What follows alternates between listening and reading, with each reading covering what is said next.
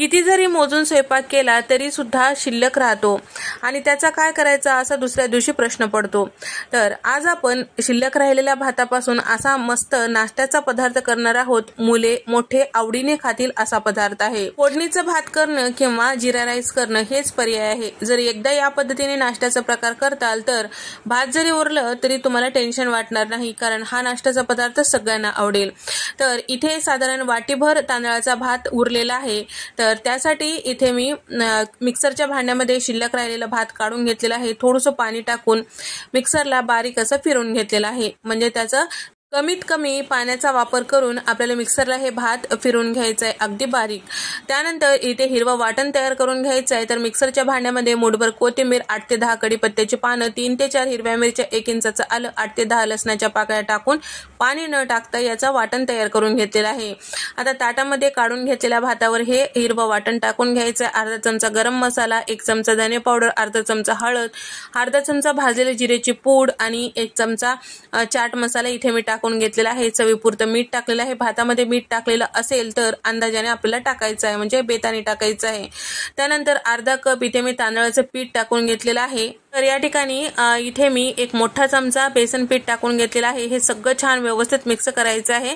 तर यामध्ये आणखीन जर बसेल तर पीठ आपल्याला तांदळाचं टाकायचं आहे, बेसन पीठ कमीत कमी वापर करायचा आहे। सगळं छान पिठाचा उंडा या पद्धतीने टिमून घेतलेला आहे। लगेचच आपल्याला याच्या छान अशा लांब लांब काड्या तयार करून घ्यायच्या आहे। थोडंसं हाताला तेल वगैरे लावून घ्यायचं, म्हणजे चिटकणार नाही। त्यानंतर या पद्धतीने आपल्याला काड्या तयार करून घ्यायचं आहे। तेल लावल्यामुळे एकमेकावर जरी हे काड्या ठेवताल तरी सुद्धा चिटकणार नाही। तर या ठिकाणी आता आपल्याला हे वाफवून घ्यायचं आहे। तर इथे मी चाळणीला थोडंसं तेल लावलेलं आहे। त्यानंतर तयार करून घेतलेल्या ह्या भाताचे जे काड्या आहेत ते सगळं यावर टाकून घेतलेलं आहे। त्यानंतर आपल्याला वाफवून घ्यायचं आहे। तर इथे मी कढईमध्ये साधारण 1 तांब्याभर पाणी टाकून घेतलेलं आहे, त्यावर स्टँड ठेवून घेतलेला आहे आणि त्याचबरोबर आता तयार करून घेतलेली जे चाळणी आहे ते ठेवून घ्यायची आहे आणि झाकण लावून आपल्याला साधारण 15 मिनिटं कमी गॅसवर वाफवून घ्यायचं आहे। तर 15 मिनिटानंतर इथे तुम्ही बघू शकता याचा रंग चेंज झालेला आहे, छान फुलल्या गेलेला आहे। आता चेक करूया, एखादी टूथपिक या पद्धतीने रोवून पाहायचं। जर कोरडं निघत असेल तर आपले हे जिन्नस छान असं वाफल्या गेलेला आहे असं समजायचं। थंड करायला बाजूला ठेवायचं। तुम्ही बघू शकता थंड झालेला आहे आणि त्यावेळेस आता आपल्याला याला फोडणी द्यायचं आहे किंवा परतून घ्यायचं आहे। तर परतते वेळेस आपल्याला काही मसाले यामध्ये टाकायचे आहे। तर इथे पाव चमचा लाल मिरची पावडर आणि अर्धा चमचा चाट मसाला, पाव चमचा काळं मीठ आणि पाव चमचा भाजलेली जिऱ्याची पूड, पाव चमचा गरम मसाला, 1 चमचा धने पावडर घेतलेला आहे।